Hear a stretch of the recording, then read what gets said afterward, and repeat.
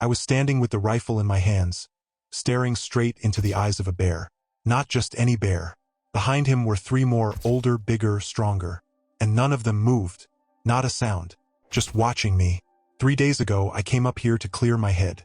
Left the city behind. My job. The silence after my brother's funeral. The cabin belonged to my grandfather. He was a hunter back in the day. It smelled like pine and old tobacco. No phone signal, no electricity. Just me and the woods. That was the plan. The first 2 mornings were peaceful. Birds, dew, creaking floorboards. I spent time chopping wood, fishing, not thinking much. But today, just after sunrise, I heard something that didn't belong. It was a low, tearing kind of sound. Then a roar, raw and full of pain. I grabbed the rifle and followed the noise through the trees, stepping over fallen branches and wet moss. About 20 minutes in, I froze. There it was. A young bear, its front leg clamped in a rusty trap. Blood on the leaves. It tried to stand, then screamed again. But that's not what stopped me. Just beyond him, half hidden in the trees, stood 3 larger bears. Silent, watching, not approaching, just observing. I couldn't tell if they were protecting him or waiting for something. My hands were sweating on the rifle. My first thought was to back away slowly, let nature take its course. But then the trapped bear looked right at me, and I swear, it didn't look angry. It looked like it needed me. I could have walked away. Any normal person would. But something about the way that bear looked at me, it reminded me of something, or someone. My grandfather used to take me hunting when I was a kid.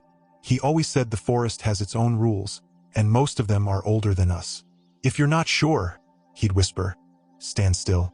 Nature'll show you what to do. I took a breath. My heartbeat was everywhere. In my ears, in my teeth, in my fingertips. I stepped forward. Slow, careful. 1 step, wait. Another. My boots sank into the wet ground. The young bear growled low, a warning. But he didn't move. The other bears didn't either. I stopped about 10 feet away, dropped my backpack slowly. My fingers were trembling, but I unzipped the outer pocket, pulled out my old knife. The bear's leg was caught in steel. The trap was old, rusted, crusted with blood. Every movement hurt him more. I crouched. Easy, I muttered. To him or to myself, I don't know. Then one of the bigger bears stood up. Not charging, just rising, towering. I froze. We stared at each other. And then, he sat back down. I turned back, slid the blade into the spring joint of the trap. Took everything I had, but I forced it open. The bear yanked his leg out and limped back, panting. He didn't run. He looked at me again. I stood up, shaking, and backed away. But I knew this wasn't over. The young bear didn't run. He limped a few steps back, then just stood there, breathing hard, eyes locked on mine. Blood still dripped from his leg, but he didn't look away. Behind him, the others slowly turned. No sounds, no signs of threat. One by one, they vanished into the trees, like ghosts slipping through the morning fog. I didn't move for a full minute, just stood there trying to process what had happened. My hands were still shaking, and the knife felt heavier than it should have. Then I turned and walked back, step after step as if on autopilot. When I reached the cabin, the silence felt wrong. Too big, too empty. I poured water from the old pump, washed the blood off my hands, sat on the porch. I kept looking at the woods, expecting movement. Nothing came. That night I couldn't sleep. I left the porch light on, just in case.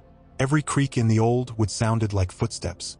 Sometime after midnight, I heard it. A soft scrape, then another. The door rattled gently in its frame. I grabbed the rifle and opened the door fast. No one there, but on the porch floor, right at the edge of the light, lay a fish. Big, fresh, still wet. Next to it, muddy paw prints, leading back into the dark. I didn't know what to think. My brain wanted to rationalize it, explain it away. Maybe it was a coincidence. But deep down, something told me it wasn't. If you love stories about wildlife rescue, click the subscribe button below. Here's how the button looks on different devices. Every subscription helps spread these stories and raise awareness. The more people know, the more animals get the help they need. And remember, subscribing is completely free. Click subscribe now and join us in protecting wildlife. A few days later, I realized I was running low on food. I hadn't planned to stay this long, but I wasn't ready to leave either. Something about what had happened kept pulling at me. So I grabbed my keys and drove the hour down to the nearest village. The little store was quiet, like always. A man in a plaid jacket stood near the freezer section. I recognized him. Tomas, a local farmer. We'd talked once or twice years ago. "You still up at the ridge?" he asked. "Yeah." I nodded. He looked uneasy. "Be careful. A sow got shot up near the creek. Not killed, just wounded. Now her cubs are wandering and some males too. Bears been aggressive lately. Broke into my shed 2 nights ago." I didn't know what to say. Just bought what I needed and drove back. A tightness in my gut growing the closer I got to the cabin. That night, it started again. Scratching. Thudding. A loud crack. I ran out with the flashlight and rifle, heart pounding. The old wooden fence behind the cabin was splintered. Something had torn through it. I moved the light across the trees. Eyes for pears, glowing amber in the dark. The same bears. They weren't growling, weren't charging. They were sniffing the ground, moving in slow circles. One of them stopped at a tree and pawed at the bark, just above a smear of something dark. Blood? It looked like they were tracking something, or someone. The next morning, I followed the broken fence line into the woods. Something about last night wouldn't leave me alone. The way the bears moved, it wasn't random. They were tracking. I walked deeper than I'd gone before, past old hunting trails, rotted tree stands, long-forgotten traps. Then I saw it. Another bear, old, massive, gray around the muzzle, caught in a trap so rusted it looked fused to his leg. He was breathing hard, lying on his side, eyes dull but alive.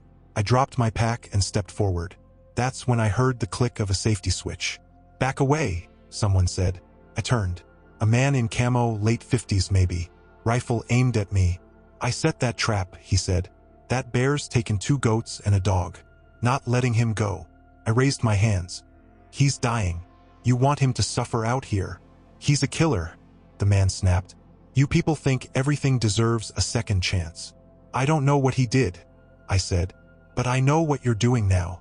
He didn't lower the rifle, but he didn't shoot either. Behind us, I heard movement. One of the younger bears, limping. It was the one I freed. He stepped into view, and the hunter swung his gun. "Don't!" I shouted. Too late. The shot rang out.